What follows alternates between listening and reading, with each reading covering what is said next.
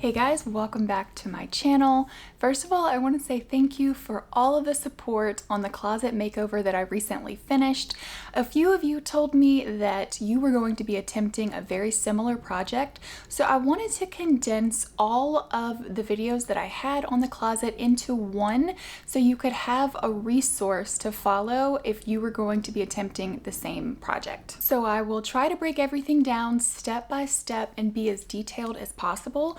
But if you do have any questions on specific things that I am doing within the video, another great resource that you guys can use is the Woodworkers Guild of America, which is the sponsor of today's video. Woodworkers Guild of America is an incredible online resource for woodworking, information, instruction, and ideas on just about anything you can think of: cabinet making, joinery, sanding. They have so many videos that would be extremely helpful if you're doing a project like I did in the closet, like how to make edge banding flush, adding face frame to cabinet trim, pocket hole joinery, and how to make a straight line jig, and a lot of others. The Woodworkers Guild of America is always creating new classes to help you stay inspired, and they're led by experts in their field that will give you instructions, tips, and techniques to make your project that much better. You can also connect with other woodworkers to ask questions and share your ideas. So the first 1,000 of you to click the link down in the description will get a full year of premium membership to the Woodworkers Guild of America,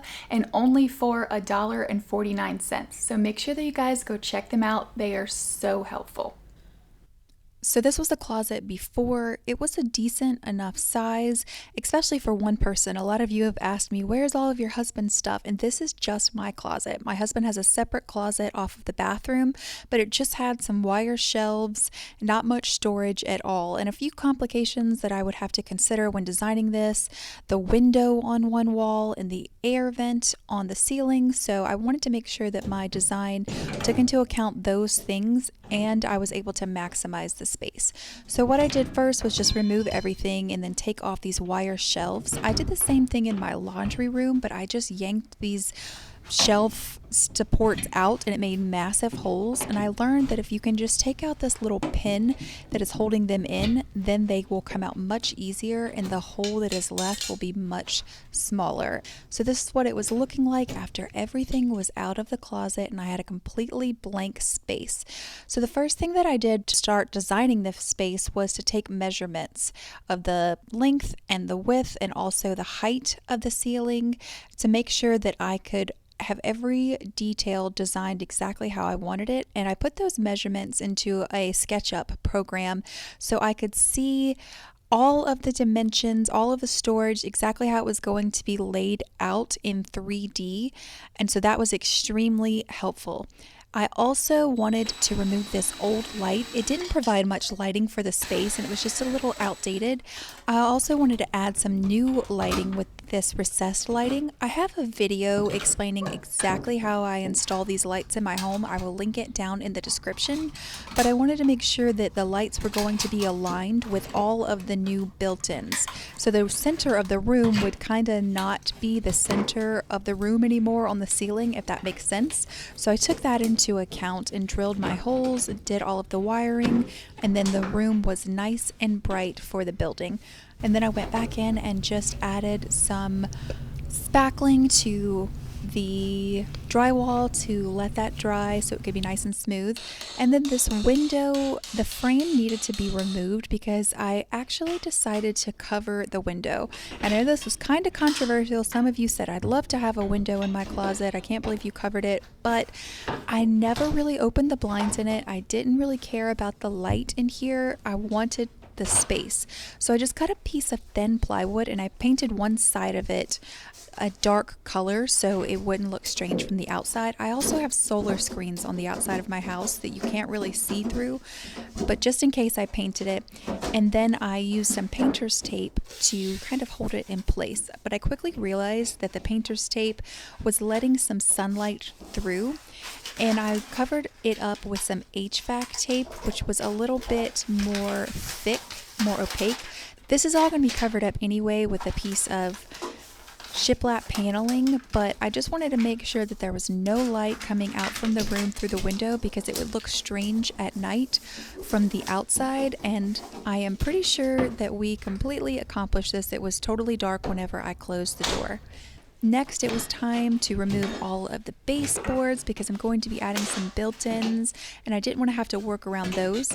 And since I had all of my measurements, I was able to go and get my supplies. I got 3/4 inch plywood from Lowe's and I was able to have that ripped down into 22-inch wide sheets. I also wanted some drawers in the closet, so I used this IKEA dresser off of Facebook Marketplace that I got for $60. It cost over $320 something to buy it brand new, so that was definitely a steal. And then I took this shiplap wall panel that I got from Home Depot and I used that to cover up the window, and I'm nailing that in with my 18 gauge brad nailer, and I am using 1.5 inch nails. And now, using my plans that I created on SketchUp, I was able to start my cross cuts on those sheets of plywood that I had ripped 22 inches wide. I needed to cut them to the correct width for all of my shelves. So the 22-inch 8-foot tall pieces were going to be my vertical pieces, but it was differing lengths for the shelves for my shoes and for above the dresser. So I wanted to make sure that I followed the plan that I had set and cut those down all to the lengths that I needed. And then I wanted to go ahead and sand everything before I installed, because sanding in my garage would be a lot easier than trying to sand after installing in my closet. I attached the top piece to the side piece before installing some of the pieces, just in an effort to hide some of the screw holes. And then I attached that vertical piece to the wall and started adding more of my vertical pieces in. And I was able to do that and hide some of the screw holes by attaching them together before I put them up. I also used pocket holes on a lot of pieces. This is a support piece for the bottom that's just going to help keep the correct spacing as the top, since I don't have any shelves going on the bottom that would help the structure maintain its shape. I also found my studs in the wall, used my stud finder, and then I was able to drill right through that support piece into the stud in the wall, and that's going to make sure that nothing gets out of place at all. So for the top piece, for the middle section, that's where the air conditioning vent was. So I took that piece down to the garage and I used my drill to start some holes on each corner, and then I used the jigsaw to cut out the square piece that was going to fit over the air vent. Gave that a good sanding, attached it to the vertical piece, and then I used the pocket holes on the side of it that I had drilled previously to attach it to the other vertical board. Then I brought up the dresser from IKEA and I'm attaching that to the vertical pieces as well to make sure that it doesn't wobble. And then instead of using the top piece that it came with, I cut another piece of 3/4 inch plywood to put it on the top of that, which we will add face frames to all of this later. This is just our main structure. Whenever I'm making shelves, I like to cut some boards that act as spacers so I can make sure that I'm getting a consistent height between each shelf instead of measuring every single time. It also serves as a little brace to hold the shelves in place while I am screwing them in, instead of me trying to hold them in the exact place with one hand and screwing in with the other hand. And then the last thing that I did that day was attach this vertical piece to the opposite wall. And then the next day I got started back on the shelves. The bottom shelf there on top of the dresser is a different height because I wanted to put all my jewelry and everything there. So I had to cut new spacer pieces for the shelves above that. And I didn't show this on the rest of them, but each time that I am adding a shelf before I screw it in, I am making sure to put my level on it to make sure it's level each way. I'll put it on the left, the right, the front, the back. And then it was time to move on to the biggest pieces. This is going to be the double hanging for my clothes, and I used really long spacers with just some leftover scrap pieces of that 3/4 inch plywood that I had previously. And then one thing that differed from the plan was I attached this top second shelf. I realized that I couldn't reach 8 feet up in the air, so I made an additional shelf at the very top of that double hanging.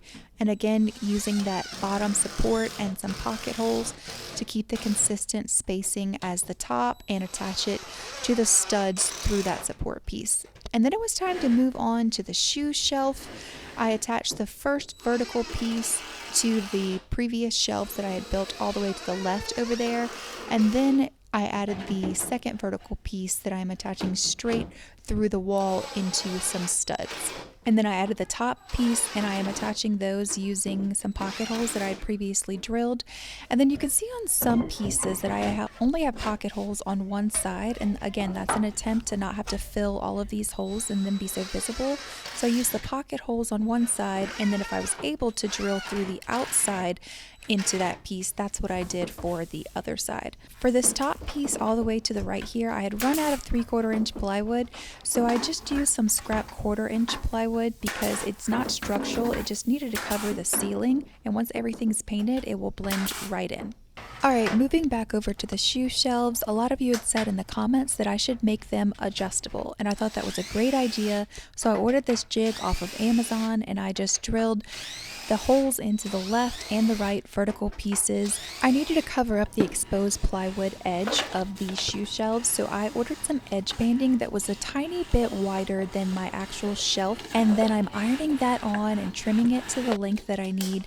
And then I also used this edge bander trimmer that made it really easy to get the edge banding flush with the edge of the shelf. But just to make sure that everything was smooth and seamless, I sanded all of the edges of the shelves, and then I went over to the dresser and I needed to sand it as well. Some spots had some glitter or something that was raised a little bit, so I wanted to make sure everything was completely smooth so none of that would show up after I painted everything. And so for those pocket holes that I mentioned previously, I wanted to fill those and make those smooth, and so I used this Bondo product. It's 2 parts that you mix together, and it's extremely durable.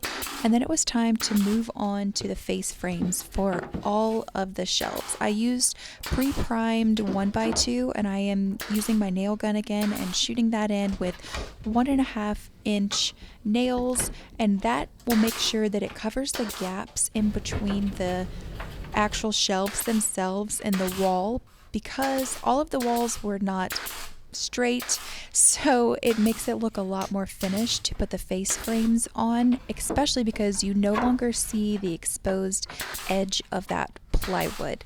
So I just kind of measured each piece individually because I wanted as tight of a fit as possible, because the tighter I could get the fit, the less that I would have to go in later with some wood filler and fill in all of the joints between the 2 pieces of wood. For the top of the dresser, I couldn't use the same 1x2 because it would hang down and block the drawer from opening, so I just used a 3/4 inch square dowel that was the same width as the plywood, and so it was able to cover it without impeding the drawer.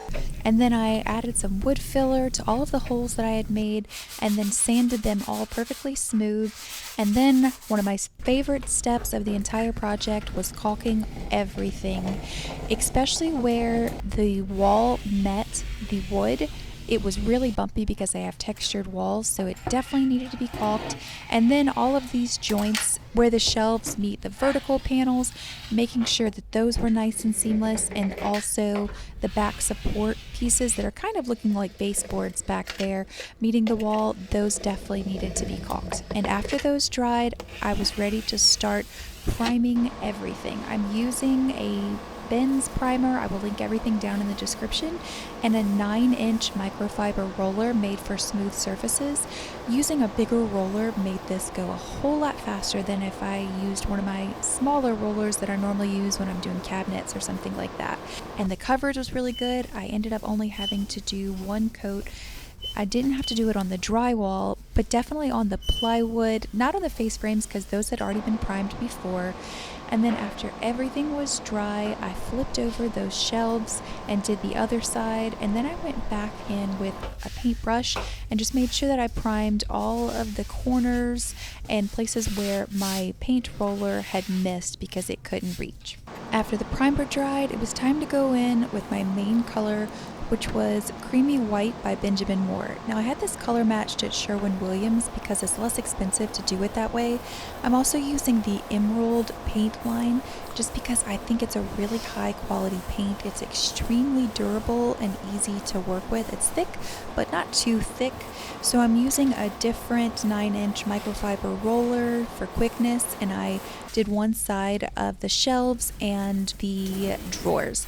It looked fine in the garage, but once I got this color inside, it started looking, I don't know, 90s builder grade beige. I wasn't loving the color, but I decided to trust the process. I ended up doing, I would say, probably 1.5 coats, like one good solid full coat, and then kind of a light coat on top of that, mainly on the spots that really needed it.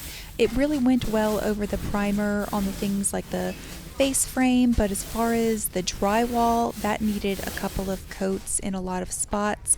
And then I went back in with the roller, a small one, and also in some spots a brush to just fill in again those gaps in the corners that I missed where the roller couldn't reach the first time. I also used a paintbrush on the shiplap. The roller can't get into those tiny little grooves, so I used my paintbrush to fill those in. And then it was time to add some baseboards back in the room. Honestly, I didn't have to do much because the built-ins took up a lot of the wall space. So I just took some measurements and trimmed that down on my miter saw. And then to make things more simple, I went ahead and painted because the paint dries pretty fast. And it was easier to paint them before installing, especially when you're painting something next to carpet. So I'm using my brad nailer again with some 1.5-inch brad nails and installing those pieces, and then I will use some wood filler just to fill in the tiny little spots that the nail gun makes and sand those to be perfectly smooth. And then of course everything has to be caulked, definitely super important. So smooth that out, and while that was drying I needed to address this corner where the shiplap panel ended. It was definitely not straight because the wall's not straight, and so I just used a little piece of trim, and I'm using some hot glue to attach that to the wall. And then I was able to touch everything up with my paintbrush, paint over the caulk areas that had been there before, and make everything look nice and seamless. I used that same creamy white color on the air conditioning vent just to make it blend in with the built-ins a little bit better, and I reattached that. And then I added the drawers back to the dresser after they were all dry, and I grabbed some hardware at Hobby Lobby. These are very inexpensive. I think they were about $2 a piece, and added those to the drawers. And I needed to add the rods for all of my clothes. So I got a 1.5-inch round dowel at Lowe's and some brackets and attached those into the vertical pieces, which was nice because I didn't have to find a stud because the 3/4-inch plywood was plenty strong enough to hold these pieces. So I attached the bottom one and also the top, and then over on the left section I needed to add an additional piece because that's where all of my long hanging stuff is going to be, like my long jackets and all of my dresses. And then a really exciting part was to add all of the shoe shelves back in, kind of customize them to fit my space. I was over there measuring my shoes with the tape measure, which I thought was funny, but I got a layout that I think that worked really well, and I started adding all of my stuff back to the closet, which was so exciting to see how well it was working with all of my stuff and functioning like I imagined that it would. I also added things like bathing suits and stuff like that back to the drawers, and these shelves were plenty of space for all of my pants. I even ended up folding a bunch of sweatshirts to put on there, and the last touch that it needed was this full-length mirror so that I can get dressed in here. So one quick reminder of how this closet started before we look at how it ended up.